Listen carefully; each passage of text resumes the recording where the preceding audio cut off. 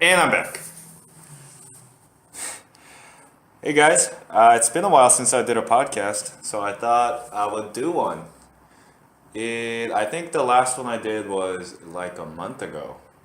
So before I went home for the holidays, I actually did a couple podcasts while I was out in the Bay Area, which is my original home.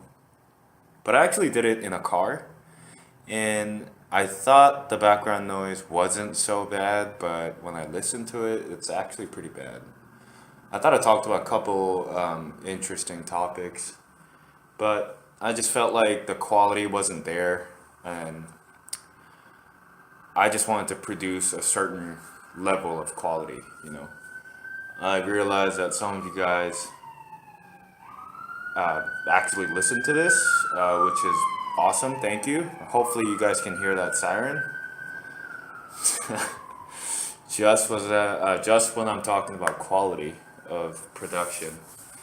I would love to start incorporating video. I just don't have a really good video system. But eventually, I definitely want to get to a point where I want to focus on certain stuff a little bit more. I want to focus on restaurants, food reviews. I want to talk about some of the places I've been. And eventually, I want to get to a point where I can take a camera to a restaurant as I'm eating and talk about the food as I'm eating it. My lady would, of course, be in it. She's pretty much the only person, one of the only people that I love going to innovative and explorative restaurants with. Because she has a very open mind about different tastes and different textures and different flavors. And it's really nice to get her opinion because she's from a different culture than me, so she recognizes different flavor profiles than me. Um, it's nice because if I had to pick one, I'd say I'm more of an Asian profile, Asian taste profile connoisseur person. I was born and raised in Korea, so I like Asian flavors as much as I appreciate other flavors. I recognize it a lot faster than other flavors. Like this morning, we actually went to Duleji, a Korean chain bakery out here where I live, which is odd because this is like upstate New York, and there's a decent amount of Koreans out here, but it's still kind of funny to see a Korean chain bakery out here. Anyway, they had some flavors that I actually knew instantly without even looking at the menu or like the ingredients. One was this brioche bun with whipped cream and yuzu.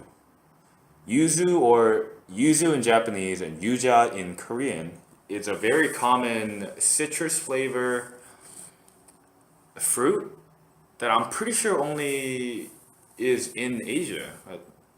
I'm sure nowadays they grow them here, but usually it's only in Asia. And if I have to compare it, I think I would compare it by saying it's like in between lemon and an orange, or like, yeah, lemon and orange, pretty much. I love it. It's a great flavor, and it's something that I know. So that is a good example. I just instantly knew what it was, and she was asking me, "What is this flavor?" It's like it's a weird citrus, and I just said yuzu. So that's like a good example. And when we go to a restaurant that uses a lot of Hispanic flavors, say we went to Cosmo in New York City, which is a great restaurant. If you guys are ever in New York City, check out Cosme. It's a little bit on the pricier side, but their dishes are absolutely incredible. I can't even list what I liked because I actually got an opportunity to try every single thing on the menu, and I'm very lucky to do so. It's all due to my lady. But maybe I'll do like a podcast based on just that restaurant, which is something kind of relates to what I was talking about. I would love to kind of branch off into these different sectors. I want to focus just on a restaurant. Maybe I want to focus just on a fight, like MMA fight. There's UFC Brooklyn coming up. I'm not going to talk about it in this podcast. I know some of you guys don't watch MMA. I'm not interested. It's almost like me listening to Bill Burr, his podcast, Monday Morning Podcast, and Thursday, Almost Friday podcast, which are great podcasts, by the way. When he would talk about football, I would just sit there and be like, when is this over? When are you going to talk about things I'm interested in? Anyway, this podcast is a little bit more general. So maybe you guys can appreciate it more. Let me know what you guys think in the comments. I would love to know where you guys would like the direction of this podcast to be. Because this podcast is, very new. I've only done like 10 podcasts. And I'm very interested in what people are interested in, and I'm interested in what you guys think of my ideas, where I want to go with this podcast. And I think I'm leaning more towards the food side. I'm really passionate about food.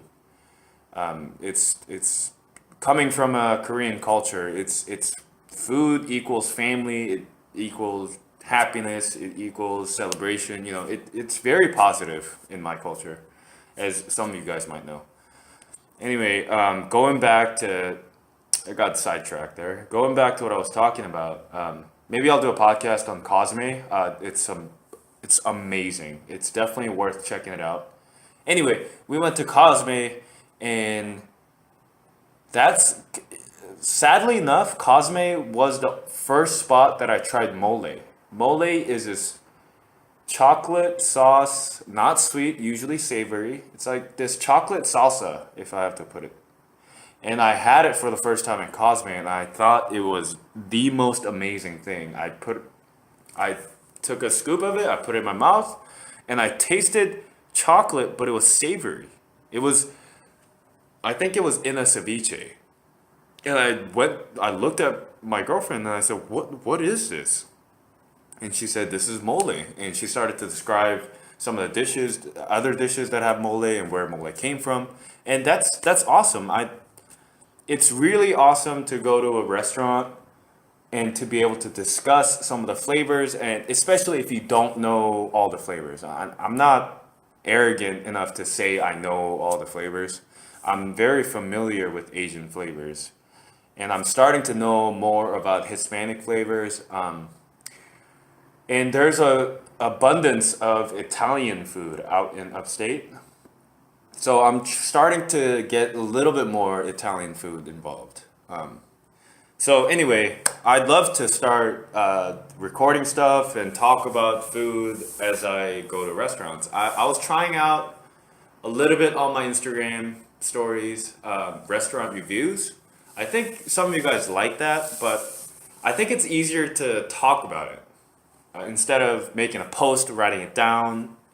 It's just, I just want to enjoy the experience, and it's kind of hard to do that as I'm eating, because I want to be like doing it, and I want to say things that are in my head, and sometimes I forget. Most of the time I forget. Anyway, today's a great day. I got promoted in Gi Jiu-Jitsu.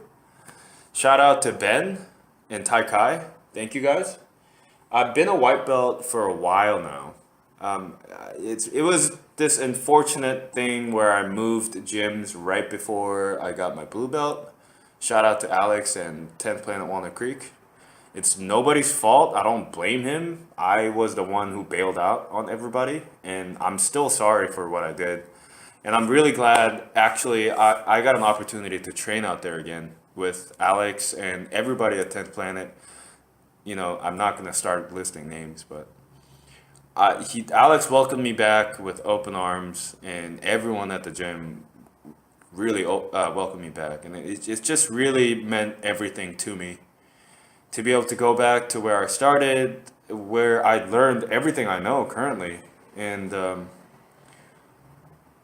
sidetracking again. Maybe I can talk about that on a separate podcast. This is more, I'm trying to keep this more general. Keep it general and keep it short. I gotta start writing that down and repeating that.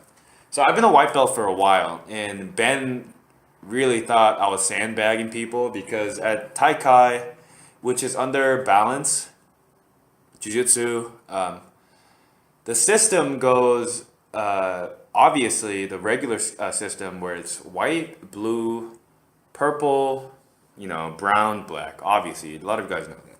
But instead of stripes on the white belt, they actually go white, yellow, orange, green, green. And I've only had the white belt, and I'm not gonna assume that I'm at a certain level in a white belt just because I moved right before a blue belt. I'm not gonna do that. So I've been wearing the white belt for a while. But Ben's been giving me a lot of shit. Shout out to Ben. Thank you, Ben, for wearing the white belt and pretty much sandbagging people. I do have, I know a little bit, more than a white belt. But he finally promoted me to orange belt today, which is very exciting. This is the first time I actually got promoted because 10th Planet System doesn't have promotions until you're a blue belt and on. So this actually means I'm a two-stripe white belt, which is very exciting. I skipped yellow, which I want too. So I'm gonna maybe buy a yellow belt or ask for it because I want to do one of those things.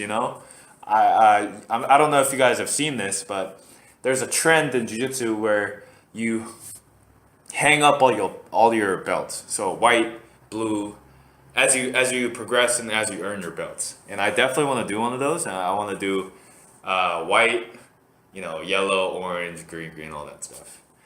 And I'm really happy to have gotten the orange belt. As much as I don't care about the belt system that much, it's kind of nice, honestly, to be recognized. And I think that's what people like about it. I don't actually care as much as I appreciate Ben recognizing my skills. I don't care that much. It's just a color on your belt or a stripe, but it's nice to, the whole process is nice because you actually have to be kind of tested. Like you go in front of the entire class and they cheer you on as you do stuff. So the whole process is really supporting and really nice. So thank you, Ben and Taikai, for the promotion. I'm gonna wear this orange belt. Very proud. Anyway, let's see the time here. I don't want to go too long and waste all your guys' time. So I'm about 13 minutes in. Okay. So I wanted to quickly talk about what is happening in my life. So I have talked about it before, I'm sure, that I'm going to law school next year. I can actually officially say that because I got accepted to a couple places. And I am going because it's one of the two places is a place that I would have went anyway. Anyway, I actually applied to pretty much the top 25, right? I applied broadly. I had a shitty GPA and a decent LSAT. And if you guys don't know about the law school admission system, it's interesting to say the least. Well, basically you just need your GPA and you got to take the LSAT, right? So they also say it's a holistic process. So they kind of look at your entire application. So your resume, your letter of recommendation, all that stuff. But I think a lot of people know that the more of the emphasis is in your scores. So I'm what people call a splitter. I have a really bad GPA, go Davis, and I have a decent LSAT. So in that case, you're usually supposed to apply broadly because you have no idea what the law school is gonna say because my GPA is from 4 years ago, right? I graduated a while ago, and LSAT I took recently, so that more reflects who I am as a person and my intelligence. So a lot of schools will put less emphasis on the GPA and more emphasis on LSAT. Anyway, so I've heard back from 4 schools, and out of the two that I got accepted from, one is a school that I would have went anyways, and it's a really good school in the East Coast, and I'm very happy that I got in. And honestly, I could end my admission cycle here. I could just go there. And I got accepted to another place out in New York that's a really good school too. And I'm very happy that I got accepted, and it's very lucky and hashtag blessed. I'm not even religious, but anyway. And I got rejected from top 15, two top 15 schools, top 14 schools. And I actually heard back within an hour of each other. They emailed me within an hour of each other saying, unfortunately, we can't accept you, yada, yada. And it kind of obviously made me very sad. But I was sitting there thinking about it. And I was thinking about how I wasn't, this time last year, I wasn't even thinking about going to law school that much. This time last year, I was working as an accountant, trying to switch out to financial services, other financial sector, like financial analysis. And those top 14 schools meant nothing to me. I didn't give a shit about whether I got into this school or that school.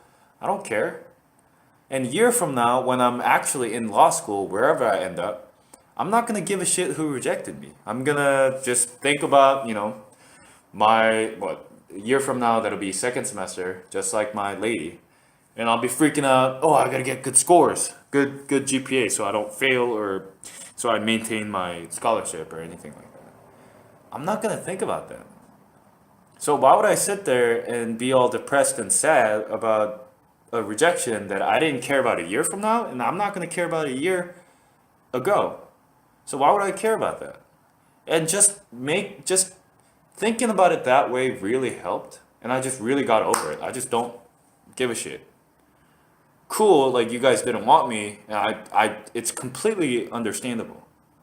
Just because my GPA was shit. I really didn't do that well in undergrad, and I didn't have a focus, and maybe the way I was presenting myself in my application, I didn't show that I'm not the same person, the same lazy douche.